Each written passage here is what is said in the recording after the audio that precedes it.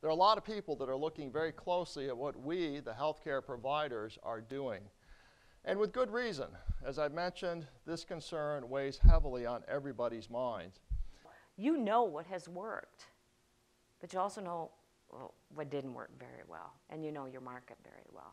My whole goal here is that you take away some nuggets of marketing. At that point, I can get out of the situation, because now they've learned about this process of communication, different than the content. The content is, you know, what's the cost-benefit analysis, and what's the Gantt chart going to help us do and be accountable. But this is the process of communication that's vital, that's crucial to any kind of relationship. There are different global periods depending on what product you use.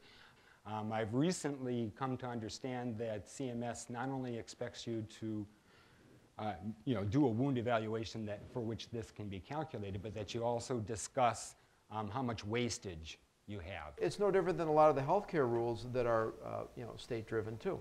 And so even Medicaid versus Medicare, while it's a federal program, each state will function and operate differently. Yep. And so you get the same challenge outside of the employment context.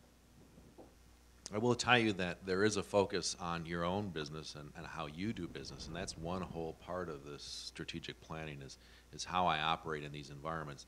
And the other part is how I interface with the environment that I'm working with. And I think those are two very distinct and different animals.